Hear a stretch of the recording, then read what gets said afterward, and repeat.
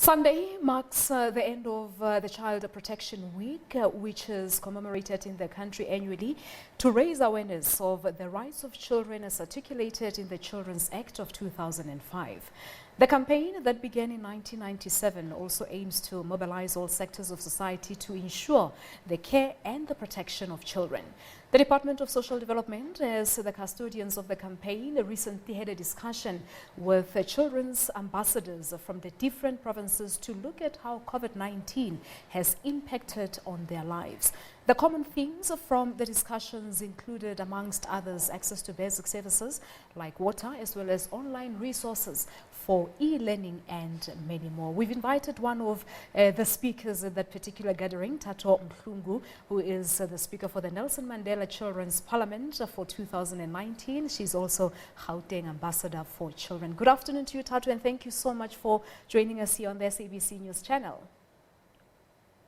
Good afternoon to you. I also feel very well.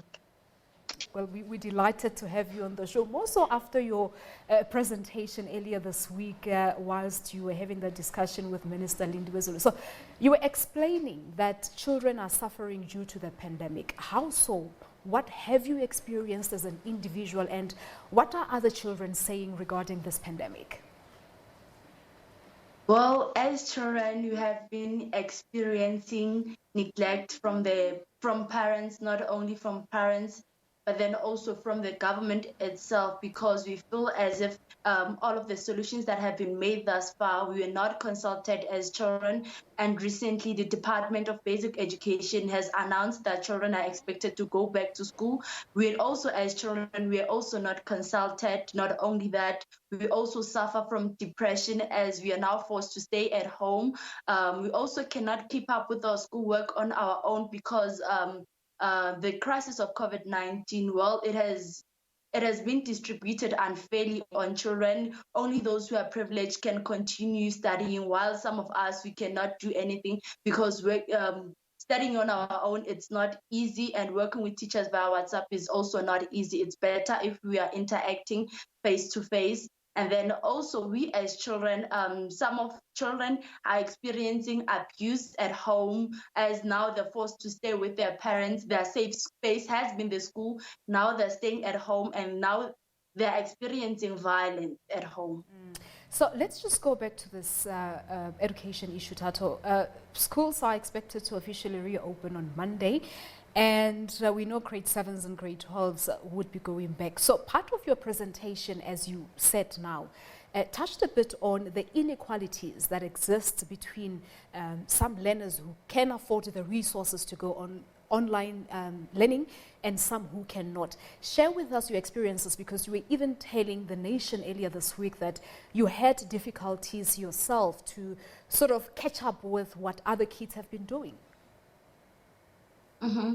Well, since the lockdown has started, life has been very difficult for me, as I do not have a TV at home, and my cell phone is the one that struggles to open documents. So I cannot keep up to date with the schoolwork. Even if I want to do online learning, unfortunately, I come from a township school, which they don't cater for online learning. And also on the issue of us going back to school, I think it is a great idea, because after such a long time, we'll be able to have face-to-face interaction with teachers. And we as children, we should stop complaining, saying that we don't want to go back to school because we are playing in the streets, we are not doing anything, we are not studying at home. Even if we wish to study at home, unfortunately, the learning materials are still shared. So going back to school, it is a great idea. What we as children need to do is to assist the government, as the government is trying on its side. So we should just adhere to the regulations made in school. We should also understand that it's not about us, but then it's also about that learner who's 19 years old, who's 20 years old and doing grade 12 and is expected to finish their matric before the age of 21. And also what yourself, as well as some of your colleagues from other provinces, were basically saying is that children should be at the forefront of the matters they face every day, the matters that affect them. It wasn't just you.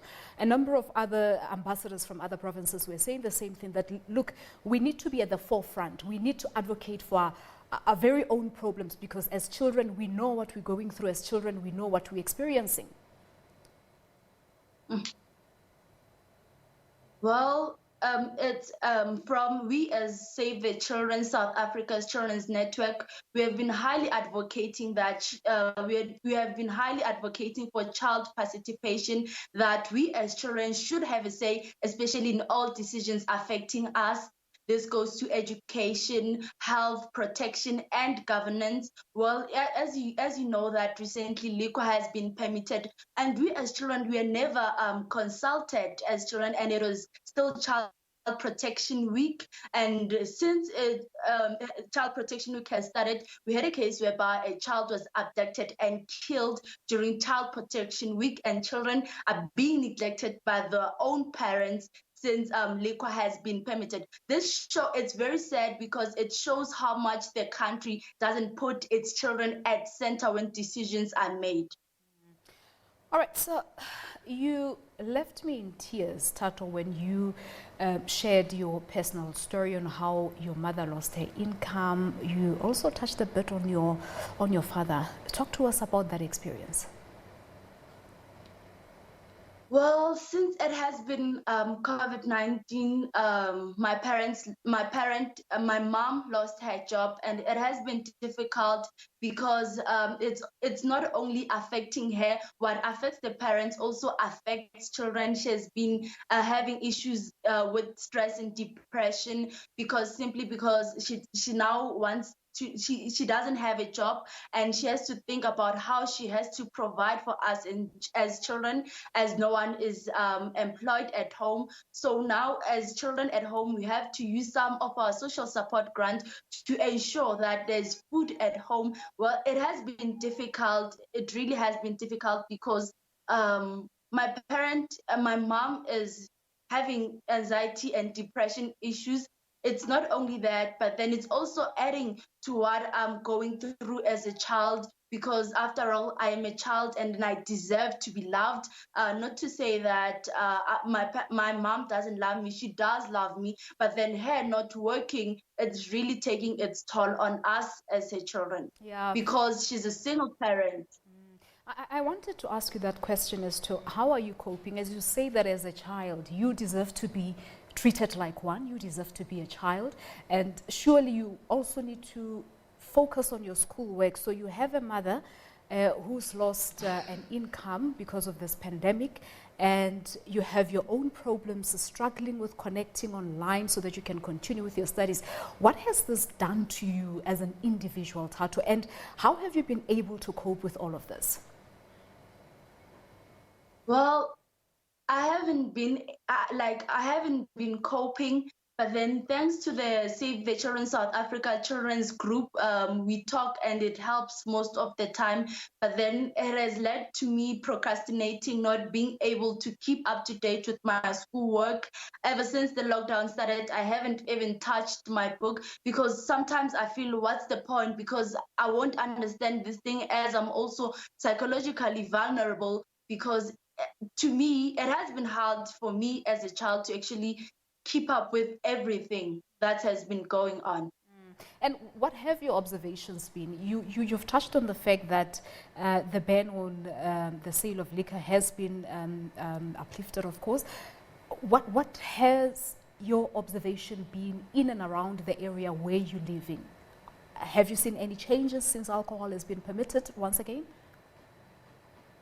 Yes, since alcohol has been permitted, we recently had a fight. There was a fight on the streets. People were fighting. People are drinking, and children are left alone at home. Children are hungry out there. And then since well, since this whole thing of COVID-19 and lockdown has started, we're having difficulties with the issue of food parcels, which is why on Monday I strongly said to the Department of Social Development that it needs to strengthen its distribution mechanism of food parcels. Yes, we do acknowledge the fact that social support grant has been upped, but then where I come from, currently we're having a case whereby we have to deal with the ward councillor who's using favoritism and not distributing the food parcels as she's supposed to be.